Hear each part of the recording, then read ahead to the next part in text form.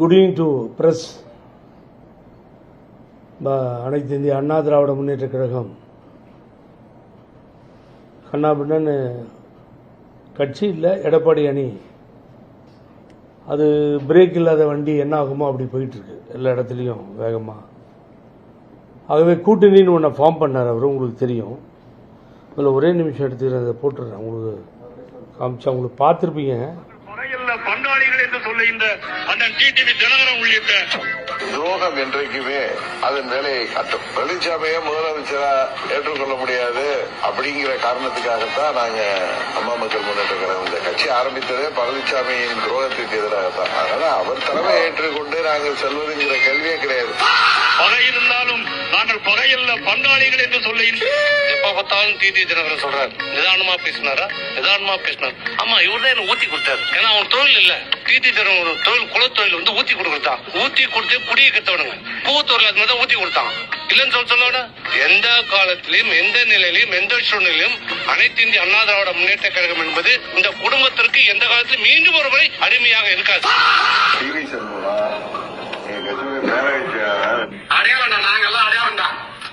போன வாரம் பழனிசாமி கூட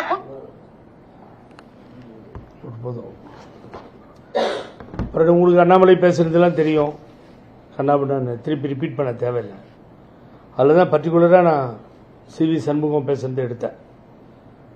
ஸோ இது கூட்டணி திடீர்னு எப்படி வந்துச்சுன்னா, போன வாரம் வரைக்கும் அதே டோனில் பேசின இதே தினகரன் திடீர்னு மாத்துறாரு, வாய்ஸ் மாத்துறாரு. இப்போ கூட வரும்பொழுது 2-3 மேகசைன்லாம் என்ன கேட்டாங்க, இங்கிலீஷ் டிவிலாம் கேட்டாங்க, எப்படி சார் இது வந்து அவர் ஒத்துக்கிட்டார் அப்படின்னு சொல்லி. 300 சாக்லேட் கொடுத்தோம், 300 சி கொடுத்தாங்களாம். சீனு உடனே நீங்கள் வேறு மாதிரி நினச்சிக்காதீங்க, குரோர்ஸ்ன்னு. ஐ மீன் சாக்லேட். நான் சொல்லிட்டு இருக்கிறது சாக்லேட் கொடுத்து 300. ரொம்ப சாக்லேட் பிடிக்கும். நீங்கள் ரஷ்யாலாம் போனீங்கன்னா சாக்லேட்டுக்கு இருக்க மதிப்பு எதுக்குமே கிடையாது. அதனால் 300 சி கொடுத்துருக்காங்க. 300 சியில் தான் அது செட்டில் ஆகிருக்கு. இதுதான் ரொம்ப இம்பார்ட்டன்ட் பாயிண்ட், உங்களுக்கு தெரியாத விஷயம். இன்னும் ஈஸியாலாம் அப்படி செட்டில் ஆகலாது. இங்கே 300 போயிருக்கு, அங்கே எவ்வளோ போச்சோ தெரியாது. அவர் தான் அந்த எங்கே டயர் நக்கி இவெல்லாம், இவனுக்கு என்ன ஃபினான்ஸ் தெரியும், இவெல்லாம் முதலமைச்சர் ஆகிட்டான், கவுன்சிலர் கூட லாய்க்கு இல்லாதவன் சொன்னார், பேசினார்ல அன்புமணி ராமதாஸ். அதையெல்லாம் பார்த்தீங்கன்னா இப்படி ஒரு செட்டில்மெண்ட்டுக்கு வருது இதெல்லாம். ஆகவே இங்கே முக்கியமான விஷயம் 300 சாக்லேட் தான் விஷயம். இன்னைக்கு உங்களுக்கு நியூஸ் கரெக்டாக கண்டுபிடிச்சி சொல்லியிருக்கேன். நியூஸ் நான் வாங்கி செட்டில் ஆகிட்டார் ஐயா. இந்த இயக்கம் எதற்காக ஆரம்பிக்கப்பட்டது? பழனிசாமி ஒழிப்பதற்காக ஆரம்பிக்கப்பட்டது. அப்போ யார் கூட இருந்தா? புகழேந்தி இருந்தார், நாஜின் சம்பத் இருந்தார், அதுக்கு பின்னால் பழனியப்பன் வந்தார், சிலிப்பர் செல்லா, அதுக்கு பின்னாடி செந்தில் பாலாஜி வந்தார், சிலிப்பர் செல்லா. திகார் ஜெயில் வரைக்கும் போனோம். தங்க தமிழ் செல்வன், நான், வெற்றிவேல் இறந்து போயிட்டாரு, ஒரு பெரிய கதைங்க. அப்புறம் கூட்டு வந்து அரசியலே வேணாலும் ஓட்டார், நான் வரமாட்டேன். புகழேந்தி ஒரு ஆள் தான். அது எப்படி போவீங்க நீங்கள்? அந்த மாதிரி ஜெயிலில் இருக்காங்க பாவம்.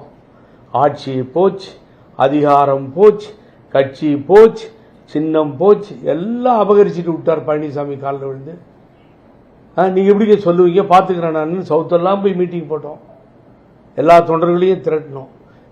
தமிழன் தினகரன் ஆள வருகிறான்னு சொன்னோம். என்ன அசிங்கமாக இருக்குங்க, கேடுகட்ட அரசியல்னா என்ன இவ்வளவு மோசமாக ஒரு கீழறங்கி போவாங்களா? இவர் அண்ணன்றார். உங்களுக்கு ஒரு விஷயத்தை நீங்கள் நான் சொல்கிறேன், நான் எங்களுக்கு சில பேருக்கு, பல பேருக்கு பிரஸ்காரங்களுக்கு தெரிஞ்சிருக்கும். தலைமை கழகத்துக்கு வந்தால் தினகரன் உட்காந்துருப்பார், நான் லெஃப்டில் உட்காந்துருப்பேன். அப்போ சசிகலா உள்ளே இருந்த நேரம் ஜெயிலில் நான் தான் லோக்கல் கார்டி, நாங்கள் எல்லாமே விலை கொடுத்துலேருந்து. ஆக நான் லெஃப்டில் உட்காந்துருப்பேன். பழனிசாமி வந்து உட்கார மாட்டார், நிற்கணும். இவர் திரும்புவார். எப்போ வந்தீங்க பழனிசாமி அப்படின்ற பின்னாடி தான் பழனிசாமி உட்காரணும். ஆர்கே நகர் எலெக்ஷனில் வேன் பக்கத்தில் போய் நிற்கிறோம், பேசக்கூடாது. தினகரன் நல்ல பழக்கம், 80 வயசில் இருக்கவங்கள கூட பேர் சொல்லி கூப்பிட்டுருவார். அது யாரும் கவலைப்பட மாட்டார். ஓபிஎஸ் போனது தான் தப்பு, அவர் வீட்டுக்கு போனார், கூடயே பண்ருட்டி அண்ணன் போயிட்டார். எனக்கு வேற பயம், பண்ருட்டி ராமச்சந்திரன் எப்படி இருக்குன்னு கேட்டுறாரு என்னன்னு. அவர் அண்ணன் வந்த பின்னாடி கேட்டால் உங்களையும் பேர் சொன்னாரான்னு அவர் சிரிக்கிறார் விழுந்து. ஸோ இப்படிப்பட்டவர் நேத்தி உடன்பிறவா சகோதரர், அவர் தலைமை ஏற்று எங்கள் அண்ணன் எடப்பாடி பழனிசாமின்றார். ஒரு நாள் சொல்லியிருப்பாரா எங்கள் அண்ணன் இவரு? எடப்பாடி பழனிசாமியை 300 சாக்லேட் தான் காரணம், வேற ஒன்றும் கிடையாது. ரொம்ப நல்லா அது டெய்லி கட்டிகிட்டே இருந்தாங்க, கப்பம் கட்டிகிட்டு இருந்தாங்க, அது விட்டு போச்சு ரொம்ப வருஷமா. இப்போ கொண்டு கொடுத்துருக்காங்க சாக்லேட்டா. ஆகவே இப்படிப்பட்ட ஒரு சூழ்நிலை, கேடுகெட்ட அரசியல். இன்னைக்கு நான் இங்கே பதிய வைக்கிறேன். ஏன் கூப்பிட்டேன்னா, சவுத்தில், தென்னிந்தியாவில், தென் தமிழகத்தில் நீ 10 ஓட்டு வாங்க முடியாது. ஞாபகம் வச்சுக்கோ தினகரன், நீ பழனிசாமியோட பிரச்சாரம் பண்ணி 10 ஓட்டு வாங்க முடியாது. மாணிக்கராஜா நேற்று வெளியில் வந்து சொன்னார் பாருங்க, அதுதான் உண்மை. அவர் எந்தெந்த கட்சிக்கு பிரிஞ்சு போகிறாங்க, இனிமேல் இங்கே இருக்க போகிறதில்லை, எல்லாரும் போயிடுவாங்க. ஒரு 18 எம்எல்ஏக்கள் நல்லா ஞாபகம் வச்சுக்கோங்க. இப்போ நான் எடுக்கிற இந்த சப்ஜெக்ட், அம்மா ஜெயிலுக்கு போனதுக்கு ஒரு முக்கியமான காரணம் இன்னொரு ப்ரெஸ் மீட்டில் வச்சுக்கிறேன். Because takes more than 1 hour. 208cc 209cc 2 கேஸையும் ஹேண்டில் பண்ணியிருக்கேன். 11 வருஷம் நான். பல வழக்கறிஞர்கள், மூத்த வழக்கறிஞர் ராம்ஜெத் மலாடியிலிருந்து எல்லாரும் 2 கேஸ். லண்டன் கேஸ் என்னாச்சுன்னு இன்னொரு ப்ரெஸ் மீட்டுக்கு வரேன் நான். எப்படி ஆச்சு, அம்மா எப்படி மாட்டினாங்க, எப்படி ஜட்ஜ்மெண்ட் வந்தது, அப்புறம் அக்யூட்டல் பண்ணுறதுக்கு எப்படிலாம் அலைஞ்சோம் செத்தோன்றது எங்களுக்கு தான் தெரியும். ஆகவே இவ்வளவு பிரச்சனைகள் இருக்கு. ஆனால் நான் இங்கே இவரை கேட்குறது, தினகரனை, நீங்கள் பழனிசாமி ஆளை தான் கட்சி ஆரம்பித்தேன், பழனிசாமி ஒழிக்கிறதுக்கு தான் அந்த கட்சி உருவாக்கப்பட்டது. நேத்தி மேடையில் உட்காந்துட்டுங்க, அம்மா படமும் தலைவர் படமும் இதோட சின்னதாக எங்கேயோ ஓரமாக இருக்கான். முதல்ல இல்லைன்னு நினச்சிட்டு இருந்தேன், எங்கேயோ இருந்துச்சான் ஓரமாக. இவர் படத்தை 14 ஸ்டேட்டில் ஆட்சி செய்கிற மோடி, பிரதமர் மோடிஜி 14 ஸ்டேட்டு, அந்த ஸ்டேட்டு மற்றது பாண்டிச்சேரி மாதிரி டெரிட்டரி எல்லாம், கோவா இப்படி இருக்க அங்கே ஆட்சி செய்கிற பிஜேபியினுடைய தலைவர், உலகத்திலே பெரிய தலைவர், அவர் ஒரு பக்கம் கை நீட்டுறார், இவர் ஒரு பக்கம் கை நீட்டுறார். எங்கடா எங்கள் அம்மானா பெட்டி சைஸில் உள்ளே போயிடுச்சு. அம்மா தலைவர் படம் ஏதோ இந்த குக்கர் வச்சுருக்காங்க பாருங்க, அந்த குக்கர் பெருசாக தெரியுது அந்த பேனரில் பின்னாடி. அவ்வளவு கேவலப்படுத்திய இந்த தலைவர்களை, அவங்க பேரை மோடி சொல்கிறார், அவங்களுக்கு பிறந்தநாள் விழாலாம் நாங்கள் எடுத்தோம், எம்ஜிஆர் அம்மாலாம் சொல்கிறார். எது வேணாலும் சொல்லிட்டு போட்டோம், நோ ப்ராப்ளம். நான் என்ன கேட்குறேன், பாரதிய ஜனதா கட்சியை பார்த்து, பிரதமர் மோடிஜி அவர்களை பார்த்து, உள்துறை அமைச்சர் அமித்ஷா அவர்களை பார்த்து நான் கேட்கிறேன், லஞ்சம் கொடுத்த வழக்கில் சிறையிலே இருந்து, திகால் ஜெயிலில் இருந்து வெளியே வந்தவர், எத்தனை நாள் உள்ள இருந்தார் உங்களுக்கு தெரியுமா? எனக்கு தான் தெரியும். தங்கத்தமிழ் செல்வனை கேளுங்க, சொல்லுவார். ஜெயிலிருந்து வெளியில் வர்றார், அவ்வளோ நாள் கழிச்சு வெளியில் வந்து புகழேந்தி, நீங்கள் பண்ண ஆர்ப்பாட்டத்தால் தான் நான் வெளியில் வந்தேன்னு சொன்னார். அவர் சொல்லும்போது மிஸ்ஸஸும் கூட இருந்தாங்க. அக்யூஸ்டாக இருக்கார். அந்த CCB, central crime branch, under control of central government, அங்கே போலீஸ் அவங்க தான் டெல்லியில். அப்போ ஃபெரா கேஸில் அக்யூஸ்டாக இருக்கார். ஒரு பிரைம் மினிஸ்டர் பிரஷ்டாச்சார், ஊழலை ஒழிப்பேன்னு சொல்லி சிங்கநாதம் ஒடுங்குகின்ற பிரதம மந்திரி மேடையில் ஏற்றி அக்யூஸ்டுகளுக்கு கை கொடுப்பாரா? அன்புமணி மேல வழக்கு இருக்குல்ல, அவரை பக்கத்தில் வச்சுக்கிட்டு இவரை பக்கத்தில் வச்சுட்டு எப்படிங்க நீங்க ஒழிப்பீங்க சொல்லுங்க பாப்போம். ஊழல் எப்படி ஒழிக்க முடியும்? இனி யாருமே கிடைக்கலன்றதால இது மாதிரி குற்றவாளிகள்லாம் ஏற்றி பக்கத்தில் வச்சுக்குவாரா பிரைம் மினிஸ்டர்? அப்புறம் வாரிசு அரசியல். வாரிசு அரசியல் யார் சொல்றது? மோடி. எதுவுமே கிடைக்கிறது இல்லை டிஎம்கே பார்த்து பேசுறதுக்கு. ஒன்று வாரிசு அரசியல், அப்புறம் ஊழலாட்சி. அப்ப ஊழலாட்சியில் நீங்க ரைடு விட்டீங்களே, இடியில் நடவடிக்கை எடுக்கப்படாத முன்னாள் அமைச்சர்கள் எத்தனை பேர் இருக்காங்க? இன்கம் டாக்ஸ் ரைடு போய் நடவடிக்கை எடுக்கப்படாத அமைச்சர்கள் எத்தனை பேர் இருக்காங்க? முன்னாள் அமைச்சர்கள். என்னங்க யோகியதை இருக்கு பிஜேபிக்கு ஊழலை பத்தி பேசுறதுக்கு? இந்த பிரைம் மினிஸ்டருக்கு என்ன யோகியதை இருக்கு பேசுறதுக்கு? அக்யூஸ்ட மேடையில் வச்சிருப்பீங்களா? என்ன நீ ரைடு விடவே முடியாது ராஜா, என்கிட்ட ஒண்ணுமே இல்லை. என்ன ரைடு விட்டாச்சு, ரைடு விட்ட பின்னாடி பெங்களூர்ல இருந்து இங்க வந்து எல்லாத்தையும் 28,000 23,000 வீட்டில் கிடைச்சது. நான் எல்லாத்துக்கும் ரெடியா இருக்கேன் அந்த நாட்டில். என்ன கருத்து? எவ்வளவு கேவலமா? வா தமிழ்நாட்டுக்கு 2 பேரும் பிரச்சாரத்துக்கு ஒன்னா வராங்களாம், பிரதர்ஸ் சேர்ந்துட்டாங்க 2 பேரும் ஒன்னா. வா தமிழ்நாட்டு தென் தமிழகத்துக்கு வாங்க. முக்குளத்தோர்களை முட்டாளாக ஆக்க முயல வேண்டாம். பசும்பொன்னையா பிறந்த மண்ணில் அப்படிப்பட்ட தேவர் திருமகனார் ஏழை மக்களுக்காக தலைவராக போற்றப்பட்டவர். அவர் வழியிலே வந்தவர்கள் மிகவும் அறிவாளிகள், புத்திசாலிகள். என் தலைவர் புரட்சி தலைவர் எம்ஜிஆரையும் அம்மாவையும் ஆண்டிப்பட்டியிலே ஜெயிக்க வைத்தவர்கள். ஒரு ஓட்டு வருது அந்த பூத்தில் பழனிசாமி பண்ண கூத்து. ஸோ அவர்களை ஏமாற்றலாம் முடியாது தினகரன், ரொம்ப கஷ்டம் உனக்கு. அரசியல் இனிமேல் அஸ்தமனம் ஆயிடுச்சு, அவர்கிட்ட யாரும் இல்லை, இருக்கவங்க வெளியே போயிட்டு இருக்காங்க. ஆகவே இந்த கூட்டணி உருப்படாது. அது தெரியாமல் பிரைம் மினிஸ்டர் மேலே ஏறிட்டு அவர் ஒரு காமெடி பண்ணுறாரு. என்ன சொன்னார், ரெட்டை இன்ஜினா டபுள் இன்ஜின் ஏதோ ஒன்று சொல்கிறார். அவருக்கு நான் சொல்லுவேன், தமிழ்நாட்டின் நிலவரம் தெரியல பிரதமருக்கு. நயினார் நாகேந்திரன் நம்ம பண்ணையாராவது சொல்லி கொடுத்துருக்கணும். விசில் ஊதுனா தான் சார் ட்ரெயின் மூவ் ஆகும். விசில் அடித்தா தான் ட்ரெயின் இப்படி மூவ் ஆகும். நீங்கள் முன்னாடி விசில் அடித்தாலும் முன்னாடி போகும், பின்னாடி விசில் அடித்தாலும் பின்னாடி போகும். ஓட்டப்பந்தயம் நடத்தினாலும் விசில் அடிக்கணும், குஸ்தி பாக்ஸிங் நடத்தினாலும் விசில் அடிக்கணும். ஜெயிக்கிறது யாரு தோக்கிறது விசில் தான் முடிவு பண்ணணும். நிலைமை அப்படி இருக்குல்ல. பஸ் ஆனாலும் விசில், ரயில் ஆனாலும் விசில், எல்லாம் விசில் நிலைமையில போயிட்டு இருக்கு. ஆக திமுகவுக்கும் தாவேகாவுக்கும் தான் போட்டி. ஸோ இதுதான் நிலைப்பாடு. ஒரு கவுன்சிலர் சீட்டில் ஜெயிக்க முடியாது சார், நீங்க சட்டமன்றத்தில் ஜெயிக்க முடியாது. இவங்களெல்லாம் கூட இருந்துட்டு குற்றவாளிகள்லாம் கூட வச்சு போய்கிட்டு இருக்கீங்க. அப்புறம் இப்போ எனக்கு முக்கியமான விஷயத்துக்கு வந்துட்டேன். நான் என்ன சொல்றேன், தினகரனை பேசுறதுக்கெல்லாம் பொதுமக்களிடத்தில் மன்னிப்பு கேளுங்க. அது எப்படிதான் இவர் ஏத்துக்கிறார். 420 சொன்னார். யாரு இவர்? அவரை 420, அவரை இவரை 420. இந்த சிவி சண்முகம் சொன்ன மாதிரி ஊத்தி கொடுக்குறானா, அந்த ஜாதியில் பிறந்தவனா இவன், இவனுக்கு குலத்தொழில தான் சிவி சண்முகம் பேசுனது. ஜெயிக்க போறான்னு காணோம். அவருக்கு நான் என்ன அட்வைஸ் பண்றேன்னா, பேசாம போயிடுங்க தாவேகாவுக்கு. கொஞ்சம் ஓட்டு வச்சிருக்கீங்க ராயபுரத்தில், அதுவும் சேர்ந்தா ஜெயிச்சிடலாம் செங்கோட்டையான மாதிரி. ஆகவே அவர் அப்படியே அமைதியாக கம்முன்னு சைலண்ட் ஆகிட்டார். ஆகவே இது உருவிடாத ஒரு கூட்டணியை சேர்த்து கொண்டு இந்த கட்சியை நாசம் பண்ணிட்டாங்க சார், கம்ப்ளீட்டாக முடிச்சிட்டாங்க. அவ்வளோ வேதனையாக இருக்குது பழனிசாமி பண்ணுற கூத்தும் அவங்க பண்ணுற கூத்தும். ஆகவே ஒரு அதான் சொன்ன ஆரம்பத்திலே நான் சொன்னேன், நிதானம் இல்லாமல் இந்த வண்டி கண்ணா பின்னான்னு போகுது. இப்போ கொஞ்ச நேரத்தில் தர்மர் வேற போகிறாராம், கேள்விப்பட்டாங்க. என்னுடைய அன்பு நண்பர் அவர், லோக்கலில் பிரச்சனை அதனால் முடியலன்னு போகிறேன்னு சொன்னார் என்கிட்ட. சரி, அது போகிறவங்க அவங்கவுங்க பர்சனல் விஷயம், அதில் நான் தலையிட விரும்பலை, நான் அதை பற்றியும் நான் பேசலை.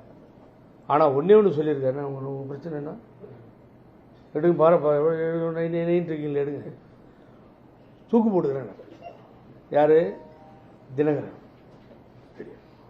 நான் வேணா அனுப்பிச்சுக்கிறேன், சரியாக எடுங்க. இது சரியாக எடுத்தால் தாங்க தூக்கு போட்டுக்க முடியும். வீரபாண்டிய கட்டபொம்மன் தூக்கில் தொங்கினார் இந்த நாட்டுக்காக சுதந்திரத்தில். அதுக்கு முன்னாடி மருது சகோதரர்கள் ஒன்று கூட திருப்பத்தூர் போகும்போது அசோகன் வந்தார், போயிட்டு வந்தேன், அதை போய் பார்த்துட்டு வந்தேன் நான். என்னுடைய ஜெயச்சந்திரனுடைய மதர் இறந்துட்டாங்க, அதுக்காக போயிருந்தேன். ஆகவே அந்த பக்கம் போனீங்கன்னா சங்ககிரியில் அங்கே ஒரு தூக்கில் தொங்கினது, திருப்பூர் குமரன், இதெல்லாம் நடந்துச்சு நாட்டில். இது வேற விதமாக தூக்கில் தொங்குறது. நாங்கள் என்ன பழனிசாமிகிட்ட பிறந்த விட தூக்கில் தொங்கணுமா? நாங்கள் எங்களை தூக்கில் தொங்க சொல்றீங்களா? பிரஸ்காரங்க கேட்டதுக்கு பதில் இந்தா இருக்கு, உனக்கு பிரச்சனையாக இருந்ததுன்னா இதை வக்கீல் இதை பார்சல் பண்ணி அவன் வீட்டு அட்ரஸ் எங்கிட்ட இருக்குது, ரொம்ப காலம் பழகி இருக்கேன்ல, நான் அனுப்பிச்சு இதான் ரெடியாக இருக்குது, எப்போ தொங்குறாரு என்னென்னு அவர் தான் முடிவு பண்ண, போய் நம்மளா சொல்ல முடியும், அது குற்றமாயிடும். ஆகவே நீங்கள் சொன்னதுக்காக கயிறு ரெடியாக இருக்கிறது. அருமை நண்பரே, நீங்கள் கொடுத்த வாக்குறுதியை நிறைவேற்ற அன்போடு கேட்டுக்கொள்கிறோம். நீங்கள் அதை நிறைவேற்றினாலும் சரி, நீங்கள் நல்லபடியாக இருந்தாலும் சரி, லெஃப்ட் யூ, அதுக்கு நாங்கள் வரவே இல்லை. ஒரு அடிச்சுக்கிறாரு, இந்த கயிறை காமிங்க கயிறை காமிங்க, இல்லை அனுப்பிச்சி விட்டுனாலும் கேட்க மாட்டேன்றாரு. ஆகவே இப்படிப்பட்ட பிரச்சனைகள், இவ்வளவு அசிங்கமாக பேசிட்டு பழனிசாமியை தென் தமிழகத்தில் அந்த மக்கள் ஒருவரும் ஏற்றுக்கொள்வதாக இல்லை. பழனிசாமி இந்த கூட்டணி நிற்கவே நிற்காது, தோத்துரும். திமுகவுக்கும் தாவேகாவுக்கும் தான் போட்டி.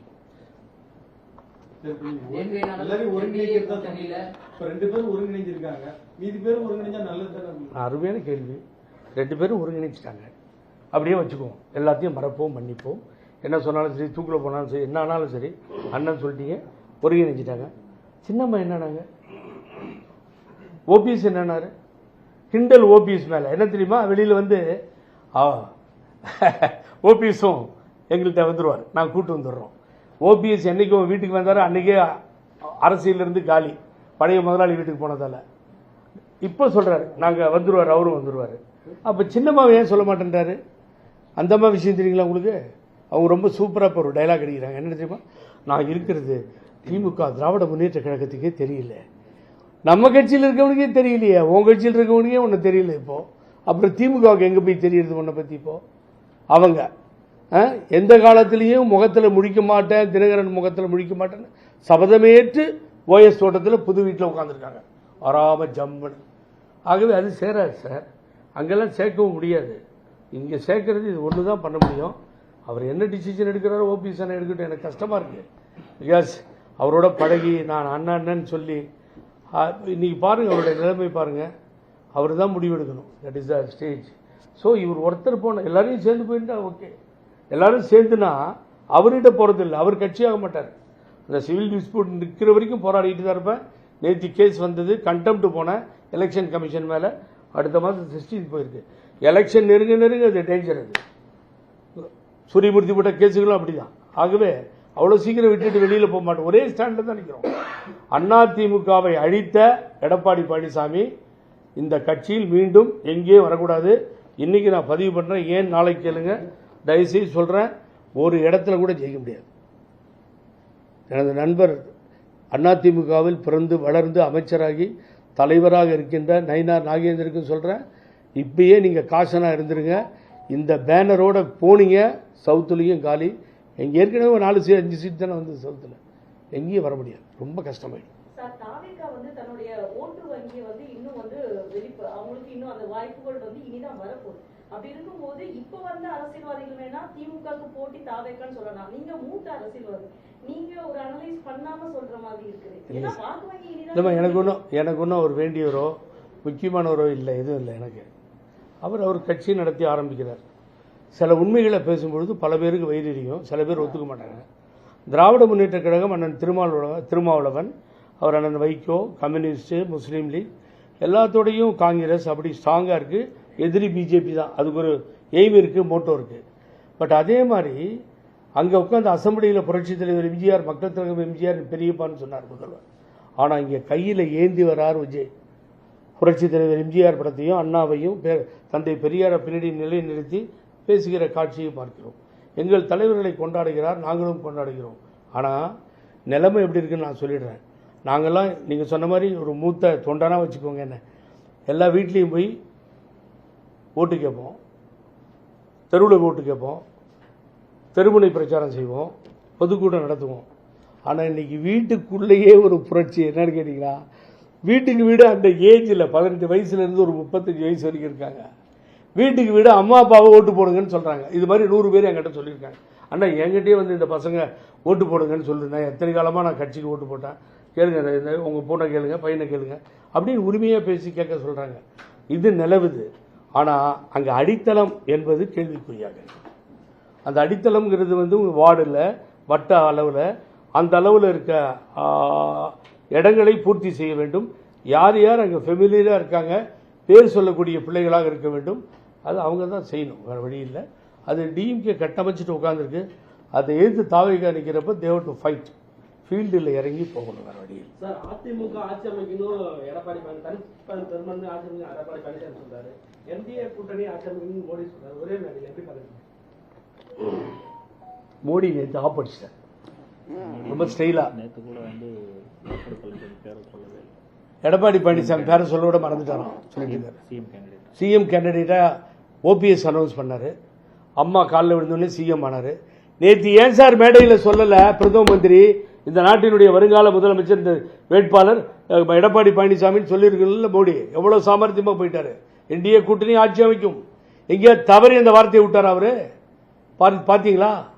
பாவங்க அண்ணாமலை நேற்று உண்மையிலே கஷ்டமாக போச்சு. கடுமையாக உழைத்த நண்பர் பறந்தார், இங்கே அங்கெல்லாம் தற்கூறினார். இவரை 7 இடத்துல டெபாசிட் போச்சு, 13 இடத்துல 3வது இடத்துக்கு போச்சு, பிஜேபி மேலே வந்துடுச்சுன்னு எக்காலமிட்டு பேசிய தலைவர் அவர். நேற்று பார்த்தீங்களா அவருக்கு எதி ஒரு மூலையில் உட்கார வச்சு பேச விடாமல் பண்ணி பிரதம மந்திரி அவர் பேரை சொல்லிங்க. யாரும் சொல்ல, நயினார் நாகேந்திரனும் சொல்லிங்க, தலைவரும் யாரும் சொல்ல. அவருக்கு ஒருத்தர் தான் சொன்னார். யார்? இந்த இவர் திட்டினார் பாருங்க, அவர் எடப்பாடி சொல்றாரு. பிரச்சனை அது இல்லை. அண்ணாமலைன்னு சொன்னோடனே ஆரவாரமாக இருக்கு, கை தட்டுறான், கண்ட்ரோலே பண்ண முடியல. யாரு கூட்டு வந்திருந்தாலும் அண்ணாமலை பேரை சொல்லும்போது கை தட்டினா எந்த லீடர் ஒத்துக்குவாங்க? அதை அவர் புரிஞ்சிக்க மாட்டேங்கிறார். நேற்று காலி பண்ணிட்டாங்க, கம்ப்ளீட்டாக காலி பண்ணி ஓரமாக உட்கார வச்சு பிரைம் மினிஸ்டரும் பார்க்காம கை கொடுக்காம போயிட்டார். இதுதான் பிஜேபி. நீங்கள் அப்படியே ஒழிச்சிருவாங்க, அது ரொம்ப கேர்ஃபுல்லாக இருக்கணும். அண்ணாமலை வெளியில் வராரா இல்லையா தெரியாது எனக்கு. Better I am inviting. அவர் வெளியில் வந்தால் தான் நல்லது பிஜேபி விட்டு. அண்ணாமலை வெளியே வந்தார்னா கம்ப்ளீட்டாக கொஞ்சம் கூட ஓட்டே வராது, போய்டும். சார், அரசியல்ல யாரும் நிரந்தர நண்பர்களும் இல்லை, எதிரிகளும் இல்லை. அது உங்களுக்கு நல்லா தெரிஞ்ச ஒரு விஷயம். அப்படி இருக்கும்போது டிடிவி அவர்கள் விலகுனது, இப்ப சேர்ந்தது, இதை நம்ம பூர்த்தி பார்க்க முடியாதா? இல்லை, யாரும் நிரந்தர நண்பர்களும் இல்லை எதிரிகளும் இல்லைன்னு சொல்கிறத ஒத்துக்கிறோம். ஆனால் இந்த இயக்கம் தோன்றியது, இந்த இயக்கம் பிறந்தது, இந்த இயக்கத்தை வழிநடத்தியது என்கிட்ட எல்லாத்தையும் அபகரித்த பழனிசாமியை காலி பண்ணுறதுக்கு தான். அந்த சுயநலவாதியை விடுறது இல்லைன்னு சொல்லி ஒரு இயக்கத்தையே தோற்றுவித்து பைலாவை உருவாக்கி சட்டத்தெல்லாம் கொண்டு வந்து எல்லாம் பண்ணிட்டு அப்புறம் நிரந்தர எதிரி இல்லை அது இல்லைன்னா அப்போ எல்லாரும் போய் திமுகவில் சேர்ந்துருங்களேன். அப்புறம் எதுக்கு நிரந்தர எதிரி? அங்கே மாத்திரம் என்ன வாழ்த்து நிரந்தர எதிரி? ஏன் திமுகவில் எல்லாரும் போய் சேர்ந்துடக்கூடாது? ஒரே கட்சியாக இருந்துட்டு போகுது, நேஷனல் பார்ட்டி உள்ளே வந்துடும். ஆகவே இந்த நிரந்தர எதிரிலாம் பொருந்தாதீங்க. முந்தானத்து வரைக்கும் எங்க அந்த டெல்லியில் போய் இறங்கி 3 கார் மாறிட்டு வெளியில் வரும்போது நான் தான் கார் நம்பரை சொன்னேன். அடுத்து உடனே தினகரன் நடிக்கிறார், உடனே பிரேக்கிங் போகுது. என்ன போகுது? என்ன முக்காடு பழனிசாமி, முகமூடி பழனிசாமி. இனிமேல் நம்ம முகமூடி பழனிசாமின்னு தான் சொல்லணும், பழனிசாமின்னு சொல்லக்கூடாது. முந்தானத்து வரைக்கும் முகமூடி பழனிசாமி, இன்னைக்கு பங்காளி, நேத்தி பகையாளி. சின்ன பசங்க கூட சிரிக்கிறான உன் கதையை கேட்டு. ஆகவே இந்த கூட்டணி ஒப்புக்கொள்ள முடியாத கூட்டணி. சிவி சண்முகம் தான் இதுக்கெல்லாம் பதில் சொல்லணும். சார், நேற்று எடப்பாடி பழனிசாமி வந்து பாய் பாய் ஸ்டாலின் சொல்லி சொன்னாரு. நீங்க சொல்றீங்க எடப்பாடி அந்த கூட்டணியை ஜெயிக்கிறது வாய்ப்பு சொல்றீங்க. அப்புறம் யார் பாய்? நான் தப்பா சொல்லிட்டேன், உங்ககிட்ட தப்பா சொல்லிட்டேன். 4வது இடத்துக்கு பழனிசாமி வரலன்னா பாருங்க வேடிக்கை. அங்க சீமானுக்கும் பழனிசாமிக்கு தான் பயங்கர ஃபைட் இப்போ வரும். சீமானோட பழனிசாமி மோதிர காட்சி தான் வருங்கால தேர்தலில் நீங்கள் பார்க்க போறீங்க. நானும் பிரச்சாரத்துக்கு போகிறேன். இந்த 2 பேரும் சேர்ந்து பிஜேபியோட போகும்போது கம்ப்ளீட்டாக வாஷ்ட் அவுட். தமிழ்நாட்டில் எந்த இடத்துலையும் ஜெயிக்க முடியாது. சீமான் அவங்களோட கரெக்டாக போராடினார்னா முடிஞ்சிடும், கதை ஃபினிஷ்டு. இதுதான் நடக்கும். ஏதாவது தேமுதிகவில் அந்த அம்மா காலில் இல்லை விழுந்து தப்பாச்சிமான ஒரு ராஜ்யசபா எம்பி கொடுத்து பிரேமலதா விஜயகாந்தோட சேர்ந்து ஏதாவது பயணிச்சா அவர் 3வது இடத்துக்கு ஒரு வாய்ப்பு.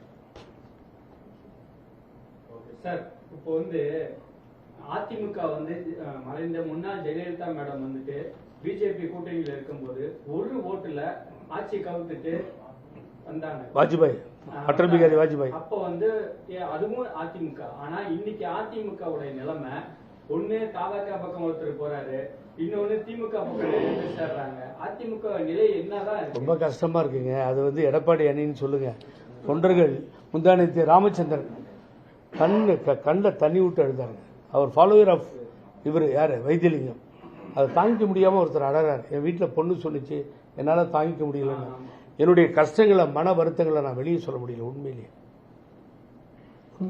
உண்மையிலே அவர் சொன்ன மாதிரி தூக்கம் வர்றதில்லை. இந்த கட்சி டெய்லி அடியுது. என்னன்னு கேட்டிங்கன்னா காலையில் 100 ஃபோன் வருது, 1000 ஃபோன் வருது. சார் எங்கண்ணா போகிறீங்க? தாவேக்காவுக்கு போகிறீங்களா? நீங்கள் திமுகவுக்கு போகிறீங்களா சொல்லுங்கன்னு வருது. எவ்வளவு மன வலி, எவ்வளோ உளைச்சல். அவர் சொன்ன மாதிரி அதில் தாங்க நீந்திக்கிட்டு இருக்கோம் நாங்கள். நீங்கள் சொன்னது சரியான கேள்வி. அது திமுகவும் பழனிசாமி வர்றதான் விரும்புது. ஏன்னா அறிவாய்ந்தவர் இவருன்றது அவங்களுக்கு தெரிஞ்சுக்கிட்டாங்க. அதனால தான் துணை முதல்வர் சொல்கிறாரு இவரே எதிர்க்கட்சி தலைவராக இருக்கணும் அப்படின்னு சொல்லி. அது நடக்காது பாவம். அவங்க ஆசையிலேயே மண் விழுந்துருச்சு. ஆகவே பழனிசாமி வீட்டுக்கு போகிறது நிச்சயம் நடக்கும். அதுக்கு பின்னாடி மாறுதல் வரும். இன்னைக்கு ஒன்றுமே இல்லைங்க. நீங்கள் கேமராவோட வெளியில் போங்க, வீடு வீடாக போங்க. You can survey easily, you will take all the details. Sir, தாவேக்கா வந்து செங்கோட்டையன் அவர்கள் வருகைக்கு முன்னாடி எப்படி இருந்துச்சு, இப்ப எப்படி இருக்குது? இவரால தாக்கத்தை ஏற்படுத்தும் நினைக்கிறீங்களா வர தேர்தல்? அவருக்கு பெனிஃபிட்டாக இருக்குங்க, ஓப்பனாக சொல்கிறேன். ஏன்னா 9 தடவை சட்டமன்ற உறுப்பினர் இருந்தார். ஜெயக்குமார் நிறைய தடவை இருந்தார். இவங்களுக்கெல்லாம் ஒரு 30-40 ஓட்டு கையில் இருக்குங்க தொகுதியில். கம்மி இல்லாமல் இருக்கும். ஏன்னா 9 வருஷம் 9 தடவை சர்வீஸ் பண்ணியிருக்காங்க. அப்போ இந்த தாவேக்காவினுடைய வாக்குகள் ஒரு 40,000 50,000 அப்படி வாக்குகள் இருக்குன்னு வச்சுக்கோங்க. 2 சேர்ந்து ஈஸியாக ஜெயிச்சு வந்துடுவாங்க. அதில் கோபிச்செட்டிப்பாளையத்தை அவர் தக்க வச்சுக்குவார். அவர்கிட்ட ஒரு நல்ல பழக்கம், கட்சி கட்டுப்பாட்டிலே இருந்ததால் கோபிச்செட்டிப்பாளையத்தை விட்டு வெளியில் வரவே இல்லை அவர். ஆக ஒரு மற்ற இடத்துலாம் போய் அரசியல் பண்ணுங்கன்னா அவர் கஷ்டமாக, அவரோட பெல்ட்டில் தான் அவர் பண்ண முடியும். மற்ற பெல்ட்டையும் சேர்த்து அவங்க கொடுத்துருக்காங்க. ஆகவே அவருடைய களத்தை, அந்த கீழ் லெவலில் இருக்க அந்த தளத்தை அவர்கள் சரி செய்ய வேண்டும். சரி செஞ்சால் தான் சரியாக ஃபைட் பண்ண முடியும். ஆகவே பழனிசாமி முடிஞ்சாச்சு. அதுதான் கேட்கலையேன்னு நினச்சேன். ரொம்ப சஸ்பென்ஸான கேள்வி. யாருக்கு பிரச்சாரம் பண்ண போகிறேன், எப்படி போகிறேன்றத எனது அன்பு நண்பர் 10 நாள் வெயிட் பண்ண 10 days சொல்லியிருக்காரு. ஓபி சொல்லியிருக்காரு, மாவட்ட செயலர் கூட்டத்துக்கு அப்புறம் எங்களுடைய முடிவு அறிவிப்போம்னு சொல்லியிருக்காரு. என்னத்த முடிவார், தை பிறந்தால் வழி பிறக்கும்னாரு எங்கள் அண்ணன். தை பிறந்துருச்சு, அப்புறம் தை முடியணுன்றாரு. 30 நாள் கழிச்சு 30 நாள் டைம் இருக்குது, தை முடியணுன்றாரு. அப்புறம் அந்த தை முடிஞ்சப்போ என்னென்னு கேட்டிங்கன்னா, எந்த தை சொன்னேன், அடுத்த வருஷம் வர சித்திரை தையை சொன்னேன். ஆகவே போகிறாருங்க, போயிட்டு போகிறார். அவர் எவ்வளோ ஸ்டெடியாக இல்லாதால இவ்வளோ பெரிய இழப்புங்க, இந்த கட்சிக்கு இவ்வளோ பெரிய இழப்பு. பாவங்க எல்லாரும், அந்த மாவட்ட செயலாளர்கள், நிர்வாகிகள் எப்படி நிற்கிறாங்க செலவு பண்ணினா, அவர் தான் நினச்சி பார்க்கணும். நான் அதே மாதிரி தாங்க தினகரனோடு இருந்தப்போ அடிதடிலாம் வச்சுங்க. அமமுகவுக்கும் எடப்பாடி அன்னைக்கு அதிமுகவும் சண்டை நடக்கும். கோர்ட்டு கேஸு, போலீஸு, ரத்தம், எத்தனை பேர். இன்னைக்கு ஏசி ரூமில் உட்காந்துட்டு அண்ணன் சகோதரர் பழனிசாமி அவர்கள் தலைமை ஏற்கிறோம்ட்டாரு. ஏற்றுக்கோ, நீ நாங்கள் விட மாட்டோம், நீங்கள் தலைமை ஏற்றுக்கோங்க, நாங்கள் புகழேந்தி விடவே மாட்டோம். ஸ்டார்டிங்கில் எடுத்த டிசிஷன் தான் அதுதான். வானோங்கி பறக்கின்ற வள்ளல் தந்த கொடியேந்திய தொண்டர்கள் முடிவும் அதுதான். நம்ம சந்திப்போம். நிறைய டைம் இருக்குது, உங்கள்கிட்ட பணம் இருக்குது, இப்போ வச்சுக்கோங்க, பார்ப்போம். சார், உங்களுடைய இந்த பிரஸ் மீட்ல நான் புரிஞ்சுக்கிட்டது என்னன்னா, அதிமுக திமுகவை தவிர்த்து மூன்றாவது புதிய கட்சியை தேர்ந்தெடுக்க தமிழ்நாட்டு மக்கள் ரெடியா இருக்காங்க. 100% யூ ஆர் கரெக்ட். அண்ணா எடப்பாடி அணியை தவிர ஐ எம் நாட், நான் சும்மா விளையாட்டுத்தனமா டிஎம்கே ஒண்ணுமே இல்லைங்கன்னு சொல்றது தயாரா இல்லை. ஆகவே தாவேகா அந்த 2வது இடத்துக்கு வந்தாச்சு. Fight between the Seeman and அவர் தான். ஒரு சமயம் திருமாவளவன் அவர் அண்ணன் வெளியில் ஃபைட் பண்ணார்னா அவர் டிசைடட் ஃபேக்டராக இருக்கார். இன்னைக்கு அவர் யாரோட வேணாலும் ஃபைட் பண்ண முடியும், அந்த நிலைமையில் அவர் இருக்காரு. ஆனால் பழனிசாமி இல்லை, கம்ப்ளீட்டாக காலிட்டார். கெட்ட பேர் இருந்துச்சுங்க. நேற்று இந்த ஸ்டேஜை பார்த்தோன்னே மக்கள் வெறுத்துட்டாங்க, அப்படியே வெறுத்துட்டாங்க கம்ப்ளீட்டாக. என்னங்க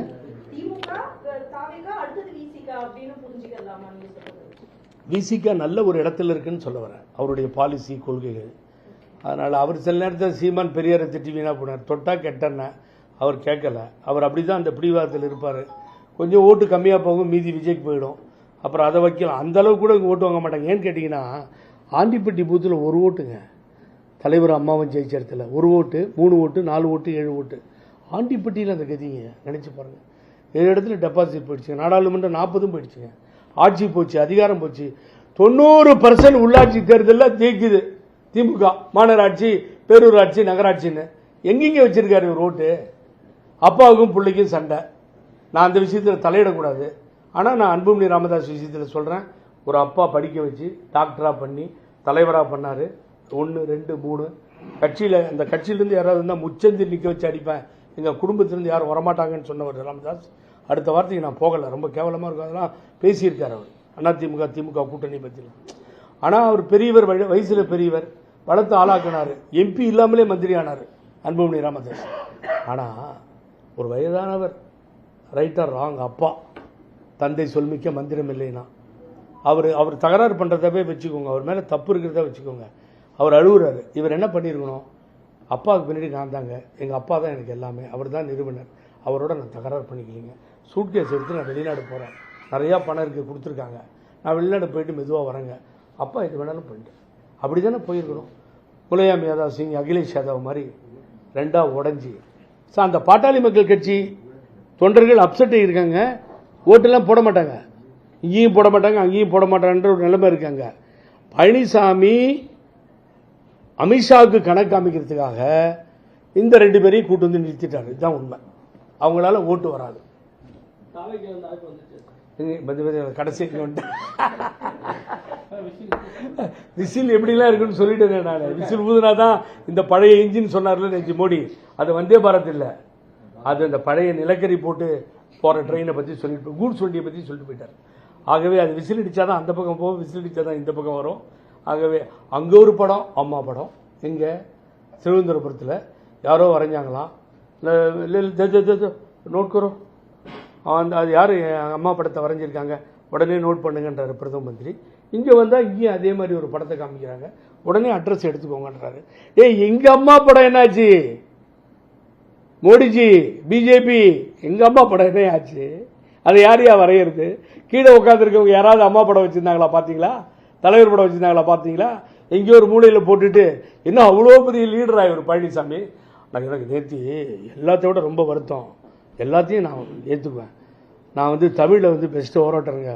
நான் இதெல்லாம் வாங்கியிருக்கேன், பேச்சு போட்டி அதெல்லாம் கலந்து. திருக்குறளை யார் இவரை பேச சொல்லுது? சொல்லுங்க பாப்பா, நியாயமா இது? நமக்கு 1330 குறள், 133 அதிகாரம், வேர்ல்டு அளவில் பைபிளையும் கிறிஸ்தவர்கள் போற்றி வணங்கும் பைபிள், இஸ்லாமியர்கள் போற்றி வணங்கும் குர்ஆன் அப்படின்னு பிரிச்சுட்டிங்கன்னா அது 200-300 மொழிக்கு மேலே. இது ஒரு 200 மொழிக்கு மேலே இருக்குது உலகம் பூரா. அப்புறம் நம்ம திருக்குறள் தான் 100 மொழிகள் கிட்ட பொதுமறை நூலாக இருக்குது. அந்த திருக்குறளை இவர் யார் பேச சொன்னது? நேற்று பேசி அதையும் அசிங்கம் பண்ணி கம்பராமாயணத்தை சேக்கிழார் எழுதின மாதிரி. அபிராமி, யாருக்கு அபிராமின்னு சொன்னார் தெரியுமா உனக்கு? ஆபிரகாம் லிங்கனுக்கு. அம்பேத்கரை தூக்கில் போட்ட மாதிரி, லாஸ் ஏஞ்சல்ஸ் வராமல் லாஸ் சொல்லி நிறுத்தின மாதிரி. என்ன பழனிசாமி, இந்த பிரஸ் மூலியமா நான் தினகரனுக்கு, அன்பு நண்பரே தினகரன் அவர்களே, நான் அன்பு தம்பின்னு கூட சொல்லலாம், தப்பு கிடையாது. உனக்கு நான் சொல்கிறேன், தயவு செஞ்சு அம்மா மக்கள் முன்னேற்ற கழகம் நாங்கள்லாம் ஒன்றா இருந்தபோது நீ எல்லாம் ஏற்படுத்தினது, நானும் அந்த ஸ்டேஜில் இருக்க எடுத்து பார்த்துக்கோ. தயவுசெய்து சிசிபி கையை இப்படி போட்டு கொண்டு வந்ததுங்க வெளியில் எடுத்துட்டு. பேரறிஞர் அண்ணா மேடையில் பேசிய சம்பத்தை நானும் வரமாட்டேன்ட்டாங்க. வெற்றிவேலும் தங்கத்தமிழ் சொல்லணும். ஏர்போர்ட்டில் நின்றுங்க, தீந்தமிழன் தினகரன் வாழ்க, நான் தீந்தமிழன் தினகரன் அவர் வாழ்கன்னு கத்துவார் சம்பத்து. அவர் கொண்டு வரும்போது 20 பேர் இருந்தாங்க. சட்டை அப்படி பிடிச்சி கொண்டு வரோம், என்னால் தாங்க முடியல.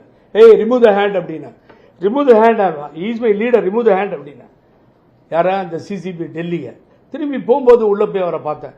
வேறு சும்மா ஒரு டிக்கெட்டை வாங்கிட்டு ஊருக்கு போகிறேன்னு சொல்லி குவாஷ் பெட்டிஷன் போடுங்கண்ணே, நம்ம வெளியில் வந்துடலாம், கவலைப்படாமல் போங்க, நான் பார்த்துக்கிறேன்.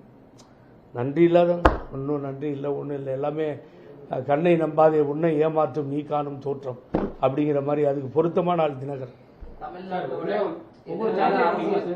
உங்களுக்கு சாக்லேட் பிடிக்குமா? யாருக்கு? இது வரைக்கும் ஆட்சியும் வாங்கலை சார். 5 வருஷம் ஆட்சி நடந்தது. அம்மாவுக்கு க்ளோஸாக இருந்தேன், என்னை விட க்ளோஸாக இருந்திருக்க முடியாது. அவ்வளோ க்ளோஸாக இருந்தேன். புகழேந்தி பிணை கொடுத்தேன். 11 வருஷம் ஜெயிலுக்கு ஓடாடினேன். பூங்குன்னு இருக்காரு, நான் வேணால் ஃபோன் நம்பர் தரேன், கேளுங்க. அங்கே மகாலிங்கம் இருக்கார் தலைமை. என்னைக்காவது காசு வேணும்னு யார்கிட்டையும் போய் கை கட்டி நின்னதும் இல்லை.